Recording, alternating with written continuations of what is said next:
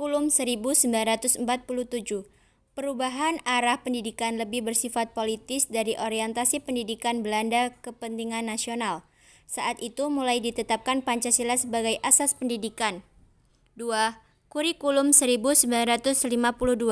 Kehadiran kurikulum ini merupakan penyempurnaan kurikulum sebelumnya dengan merinci setiap mata pelajaran sehingga dinamakan Rencana Pelajaran Terurai tahun 1952. Silabus mata pelajaran menunjukkan secara jelas bahwa seorang guru hanya mengajar satu mata pelajaran. 3. Kurikulum 1964. Kurikulum ini bercirikan bahwa pemerintah mempunyai keinginan agar rakyat mendapatkan pengetahuan akademik untuk pembekalan pada jenjang SD. 4. Kurikulum 1968. Kurikulum ini dikembangkan dengan berlandaskan pada asas-asas kurikulum yang disesuaikan dengan hakikat dan tujuan taman kanak-kanak. Prinsip kurikulum ini untuk membentuk manusia Pancasila sejati, kuat dan sehat jasmani, mempertinggi kecerdasan dan keterampilan jasmani, moral, budi pekerti, dan keyakinan beragama. Hakikatnya yaitu bersifat politis. 5. Kurikulum 1975. Kurikulum ini menekankan pada tujuan agar pendidikan lebih efisien dan efektif. Prinsip kurikulum ini yaitu berorientasi pada tujuan, menganut pendekatan integratif, dan dipengaruhi psikologi tingkah laku. Hakikatnya, untuk memuat ketentuan dan pedoman meliputi tujuan institusional yang berlaku mulai jenjang SD, SMP, dan SMA.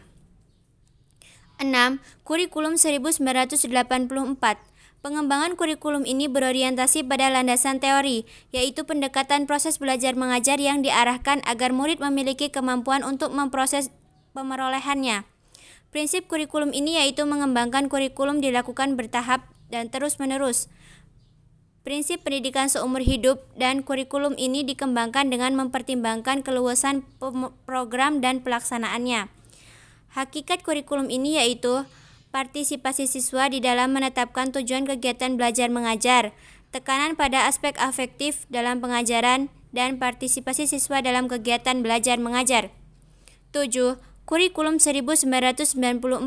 Kurikulum ini dilandasi dengan pendekatan komunikatif dan keterampilan proses karena melibatkan siswa secara aktif dalam pembelajaran. Hakikat kurikulum ini yaitu proses pembelajaran bersifat klasikal dan guru dianggap sebagai pusat dari pembelajaran. Prinsip kurikulum ini bersifat populis.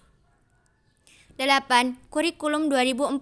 Pengembangan kurikulum ini berlandaskan pada fungsi dan tujuan pendidikan nasional sebagai yang tercantum dalam Undang-Undang Nomor 20 Tahun 2003 tentang SNP.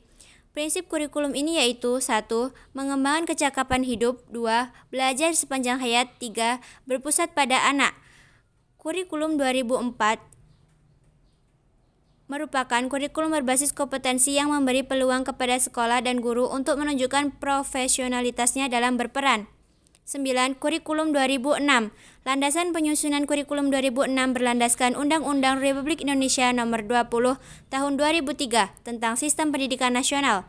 Prinsip yang digunakan sebagai acuan dalam kurikulum ini yaitu berpusat pada potensi, perkembangan, kebutuhan, dan kepentingan peserta didik dan lingkungannya.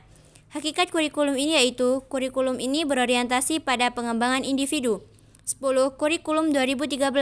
Penyusunan kurikulum 2013 didasarkan pada landasan pengembangan kurikulum yaitu aspek filosofis, aspek yuridis, dan aspek konseptual. Prinsip kurikulum ini yaitu kurikulum satuan pendidikan. Kurikulum standar kompetensi lulusan ditetapkan untuk satu satuan jenjang pendidikan.